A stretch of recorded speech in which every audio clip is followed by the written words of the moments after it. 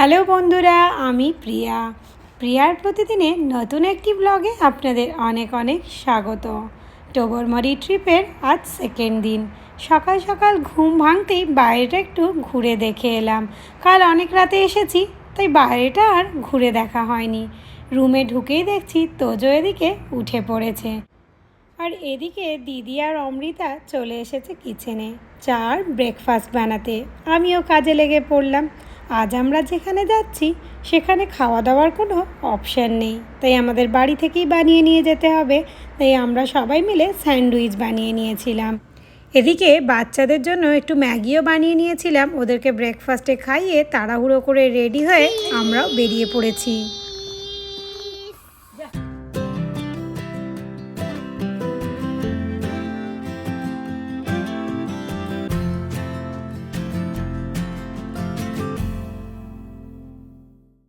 সকাল 9টায় আমাদের ক্রুজের টাইম ছিল, আর আমাদের এই ক্রুজের টিকিট অনলাইনে আগে থেকেই কাটা ছিল।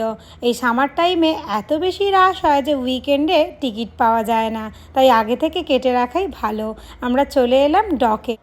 আমাদের যে কটেজ নেওয়া হয়েছিল তার অপোজিটেই এই ডকটা ছিল, কিন্তু আমরা সেটা আগে থেকে জানতে পারিনি। তবে রুবেনদা আর কৌশিক অবশ্য জানতো, ওরা আমাদেরকে জানায়নি। একদিক থেকে ভালোই হয়েছে, জানলে হয়তো আমরা আরও বেশি দেরি করতাম। একেবারে ঠিকঠাক টাইমে পৌঁছে গেছি। দেখেছেন, গল্প করতে করতে আমি তো বলতেই ভুলে গেছি যে আজকে আমরা কোথায় যাচ্ছি। আজকে আমরা যাচ্ছি ফ্লাওয়ার পট আইল্যান্ডে। ক্রুজের নিচটা ছিল কেবিন আর উপরটা ছিল ডেক। আমরা সিঁড়ি দিয়ে সোজা উপরের ডেকে উঠে এলাম। আজকের বোট ট্যুরে 1 ঘন্টা সময় পুরো ঘুরে দেখাবে বিভিন্ন স্পট, তারপর আমাদেরকে ফ্লাওয়ার পটে নিয়ে গিয়ে নামিয়ে দেবে। আর 3 ঘন্টা পরে পিক আপ করে আবার টোবারমারিতে ব্যাক করাবে। 3 ঘন্টা সময় দেবে আমাদেরকে পুরো স্পটটা ঘুরে দেখার জন্য।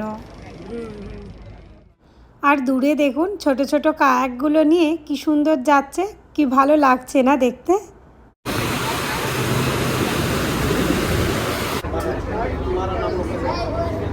এটা ছিল একটা গ্লাস বটম ক্রুজ।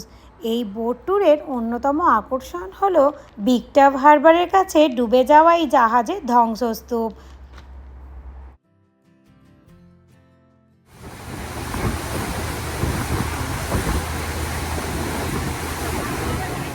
এই ফ্লাওয়ার পট আইল্যান্ডটা জর্জিয়ান ওয়ের মধ্যে অবস্থিত ছোট্ট একটা আইল্যান্ড। জর্জিয়ান ওয়ে হলো কানাডা অন্টারিও লেকেরই অন্তর্ভুক্ত। এই যে আইল্যান্ডটা দেখা যাচ্ছে এটাতেই কিন্তু আমরা যাব, তবে পুরোটা ঘুরিয়ে নিয়ে গিয়ে অপোজিটে আমাদেরকে নামাবে, আর এটা পুরোটা ট্রেল করে আমাদেরকে আসতে হবে। নেমেই আগে সবাই মিলে ম্যাপ দেখছে যে কোন রাস্তা ধরে আমরা ট্রেল করব।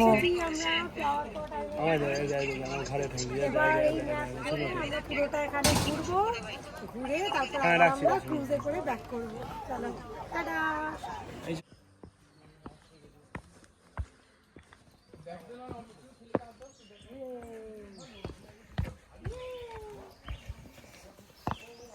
ম্যাপ দেখে আমরা সবাই মিলে ডিসাইড করে ফেললাম ডিফিকাল্ট ওয়েতে যাব আর ইজি ওয়েতে ফিরবো। আর প্রথম স্পটে আমরা পৌঁছেও গেলাম। জলটা এত সুন্দর লাগছে, তবে বেশিক্ষণ আর ওয়েট করা যাবে না, কারণ পুরোটা 3 ঘন্টার মধ্যে ঘুরতে হবে।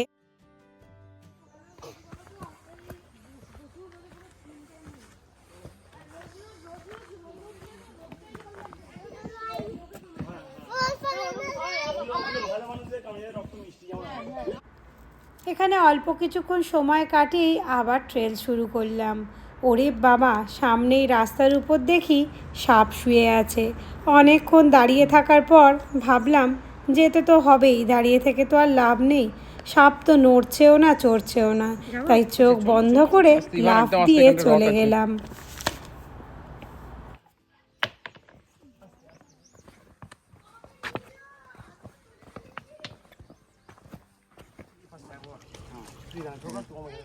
হাঁটতে হাঁটতে পৌঁছে গেলাম আমাদের নেক্সট স্পটে। এখানেও একটু দাঁড়িয়ে সবাই মিলে একটু ছবি টবি তুলে নিয়ে আবারও হাঁটা দিতে হবে। আমি কিন্তু ফার্স্ট টাইম এরকম ট্রেল করছি, আর সবাই মিলে এরকমভাবে ট্রেল করতে জঙ্গলের মধ্যে দিয়ে দারুণ মজা লাগছে। আর বাচ্চা নিয়ে ট্রেল করা খুবই কঠিন, তবে তোজো আর ওম আমাদের খুবই স্ট্রং বয়। এই পুরো ট্রেলটা ওরা আমাদের থেকে বেশি এনজয় করেছে, আর পুরোটা ওরা হেঁটেওছে।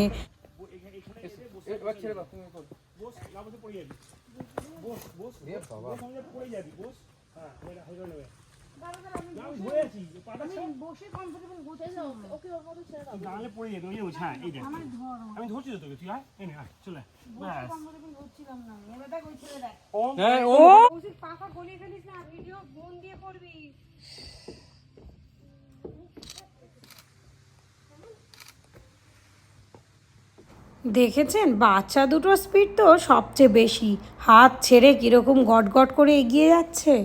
এই রাস্তায় কোলে নেওয়া কোনোভাবেই সম্ভব ছিল না। বেশ অনেকক্ষণ জঙ্গলের মধ্যে দিয়ে উঁচু নিচু রাস্তার উপর দিয়ে যাওয়ার পর আর একটা স্পটে পৌঁছে গেলাম। এবার আমার খুব পা ব্যথা করছে, আর তার সাথে খিদেতে পেটটাও চুই চুই করছে।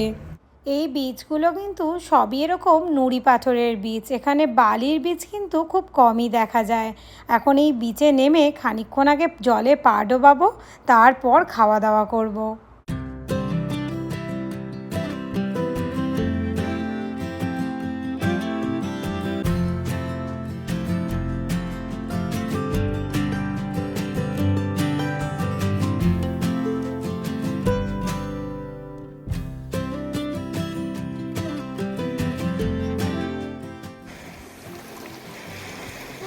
ঠান্ডা কনকন করছে, দেখি ঠান্ডা। সবাই একসাথে বসে বানিয়ে আনা স্যান্ডউইচগুলো খেয়ে পেট আর পা দুটোকেই শান্ত করলাম। এরপর আবার হাঁটা শুরু হলো, তবে আর বেশিক্ষণ না, মিনিট 10-15 হাঁটলেই পৌঁছে যাব ফ্লাওয়ার পট আইল্যান্ডে। এই দুর্গম রাস্তা দিয়ে আমরা এখন এই রাস্তা হিমালয়ের চেয়ে দুর্গম।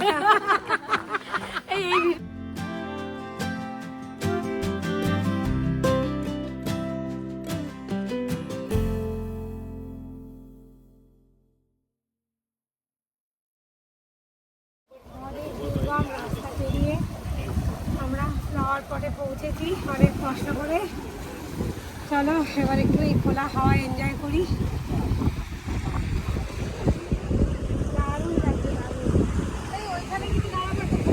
তবে কথায় আছে না, কষ্টের ফল মিঠে হয়, তাই ফ্লাওয়ার পটে এসে আমার সেই কথাটাই বারবার মনে হচ্ছিল।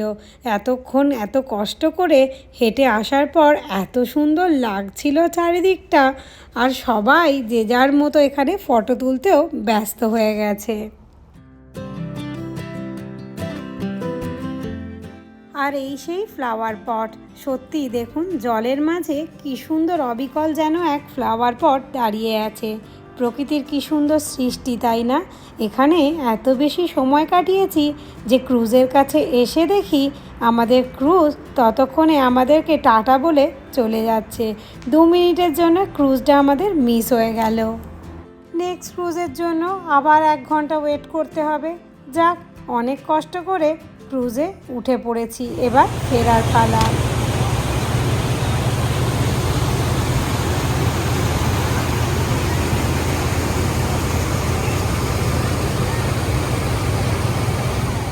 চারিদিকে যতদূর চোখ যায় শুধু গাঢ় নীল জলরাশি, এত সুন্দর লাগছে, মনে হচ্ছে যেন ক্রুজ থেকে আর নামবো না।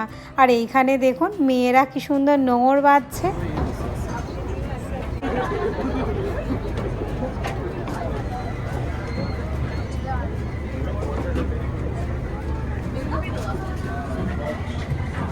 ক্রুজ থেকে নেমেই চলে এলাম এখানকার এক রেস্টুরেন্টে।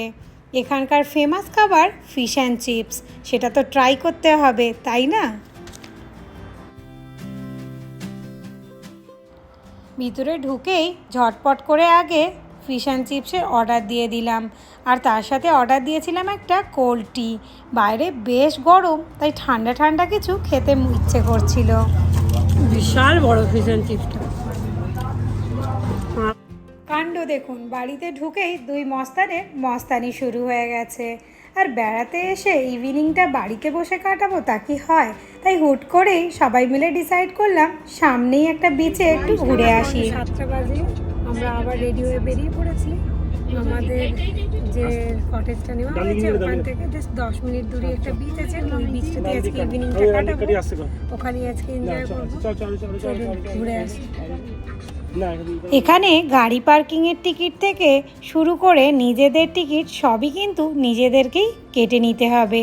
আমরা পৌঁছে গেছি বিচে, আর বিচের রোদ্দুরটা দেখে মনেই হচ্ছে না যে এখন 7:30 অলরেডি বেজে গিয়েছে। এখনও হু হু করে কত মানুষ আসছে দেখুন। এখানকার প্রত্যেকটা বিচের জলই এত ঠান্ডা যে নামার ইচ্ছে থাকলেও পা ডোবালেই সেই ইচ্ছে নিমেষে উড়ে যায়।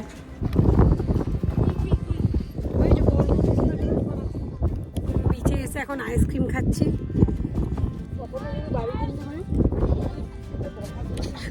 কৌশিক তো পুরো আইসক্রিমের প্যাকেটটা হাতে নিয়ে খাচ্ছে।